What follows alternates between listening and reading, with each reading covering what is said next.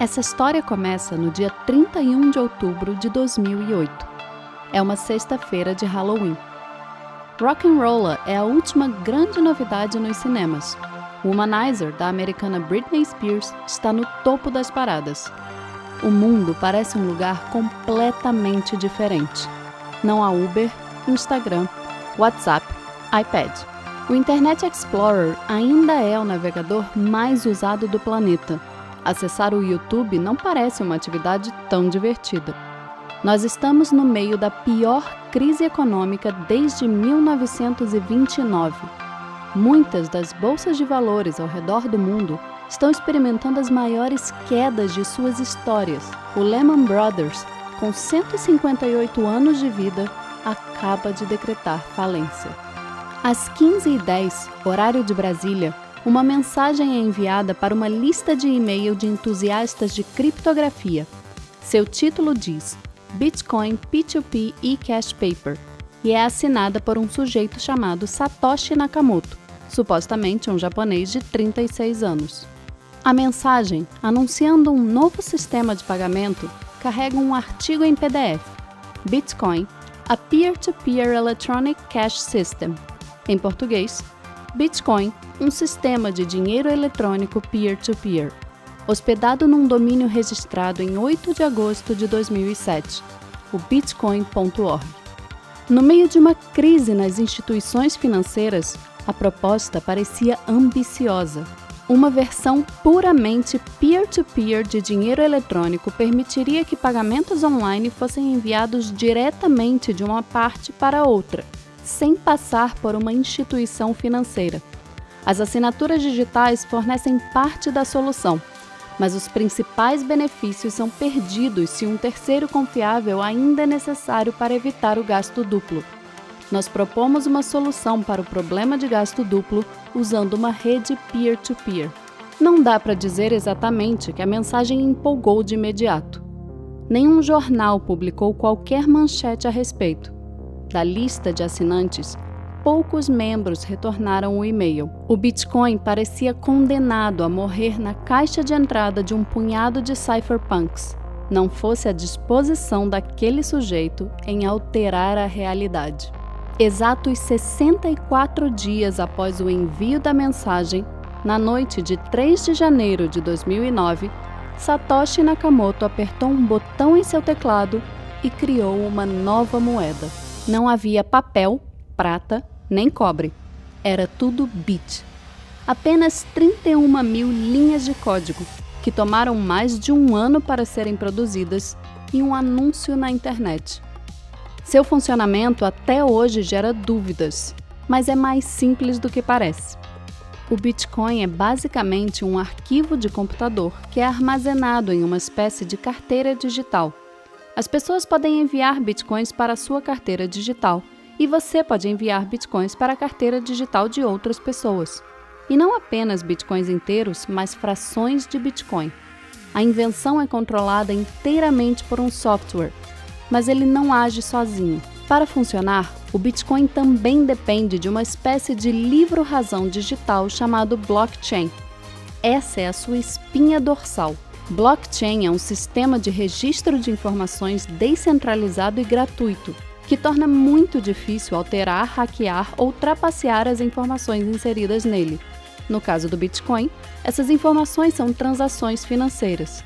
Ou seja, blockchain é a tecnologia que permite a existência segura, entre outras coisas, de criptomoedas como o Bitcoin. E Bitcoin é o nome da criptomoeda mais conhecida, aquela para a qual a tecnologia blockchain foi inventada. Quer uma boa analogia para entender como a blockchain funciona? Considere o Google Docs. Quando você publica um documento no Google Docs e o compartilha com um grupo de amigos, cria uma cadeia de distribuição descentralizada que dá a todos desse grupo o acesso simultâneo a esse documento. Ou seja, ele não é simplesmente copiado ou transferido, mas distribuído. Essa diferença é importante. No Google Docs, todas as modificações no documento são registradas em tempo real, tornando as alterações completamente transparentes. O modelo de funcionamento da blockchain é parecido. É aqui que o assunto fica um pouco mais complicado, mas vamos tentar compreendê-lo por dentro.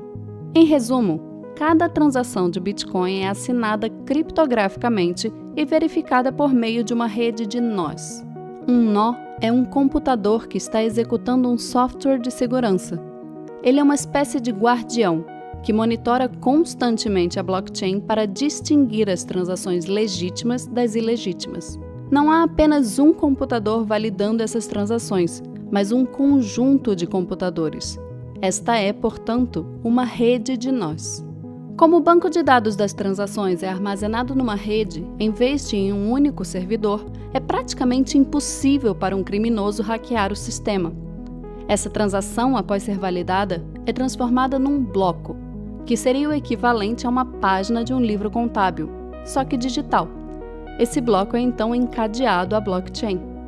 Só assim, depois de validada, a informação da transação passa a ser pública, distribuída e acessível a todos, como um documento do Google Docs, sem autorização para ser editado. Sem uma autoridade central, essas transações são autenticadas através de chaves criptográficas. Cada usuário de Bitcoin tem sua própria chave privada e uma chave pública, e o uso de ambas cria uma identidade digital segura para autenticá-lo. Nas transações, compradores e vendedores permanecem anônimos, sem a exibição de seus nomes ou dos números de seus cartões de crédito, mas todos podem ver que uma moeda mudou de A para B, e a rede de nós é capaz de impedir que A gaste a mesma moeda duas vezes. Talvez você já tenha notado o que blockchain significa: uma cadeia de blocos. Parece complicado visto por dentro, mas por fora é bem mais fácil do que parece. A invenção de Satoshi Nakamoto foi desenvolvida para liberar um total de 21 milhões de bitcoins. E não tudo de uma única vez, mas aos poucos, quase todos ao longo de 20 anos.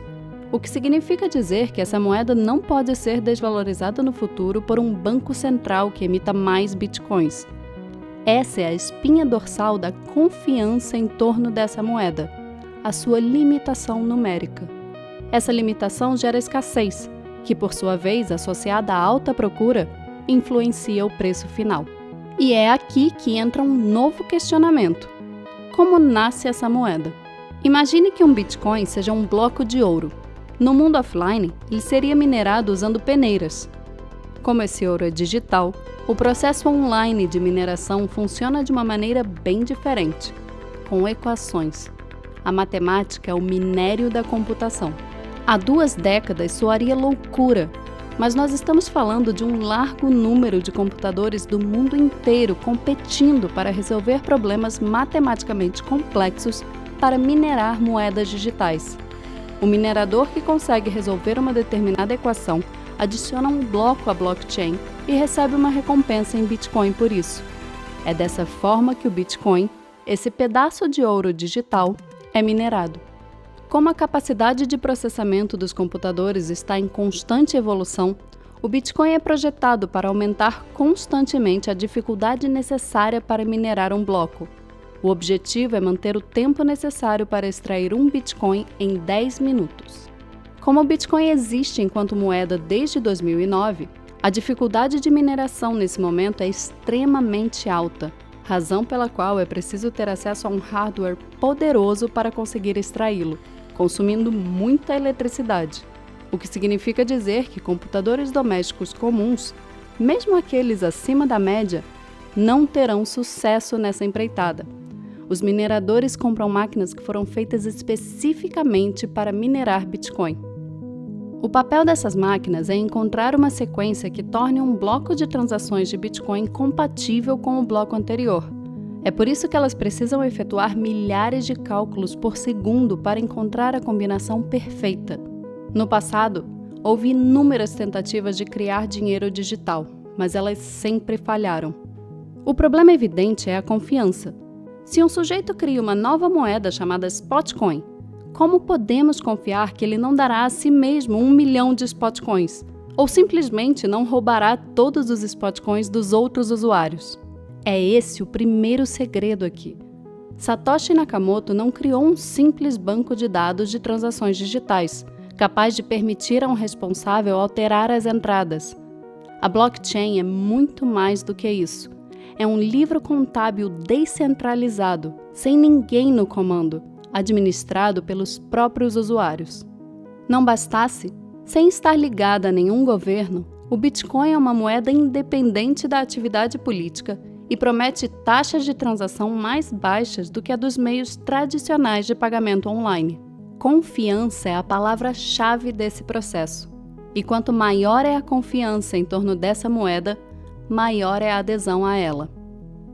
Nesses últimos anos, a ascensão do Bitcoin aconteceu em grande parte sem a atuação pública de Satoshi Nakamoto, que desapareceu da internet misteriosamente no final de 2010. Até o presente momento, ninguém sabe do seu paradeiro e a sua identidade permanece um mistério. Pouco mais de um ano após aquela fatídica noite de 3 de janeiro de 2009, aconteceu a primeira transação econômica que se tem notícia envolvendo bitcoins. Foi num sábado, 22 de maio de 2010. Um sujeito da Flórida, o programador Laszlo Haniet, ofereceu 10 mil bitcoins em troca de 2 pizzas. Um entusiasta britânico aceitou prontamente a oferta, pagando $25 em seu cartão de crédito para que a pizzaria Papa John's entregasse a encomenda a Haniet. Em troca, ele embolsou os primeiros 10 mil bitcoins comercializados da história. Essa também foi a primeira vez que o Bitcoin foi precificado, uma cotação de 4 bitcoins por centavo de dólar. Era só o pontapé inicial. As primeiras transações envolvendo Bitcoin foram negociadas majoritariamente em fóruns online, com pessoas oferecendo bens e serviços em troca da moeda. Como todos os ativos ou moedas, o preço do Bitcoin é determinado pelo valor que as pessoas estão dispostas a pagar por ele. Quanto maior é a confiança no Bitcoin e na blockchain, maior é a sua cotação. Em fevereiro de 2011, o preço do Bitcoin ultrapassou pela primeira vez o limite de $1. 5 meses depois, já estava valendo $31. Em abril de 2013, chegou aos $200 e no final de novembro desse mesmo ano, já valia mais de $1.000. Em março de 2013, aliás, o valor de todos os bitcoins em circulação no mundo ultrapassou a marca de $1 bilhão.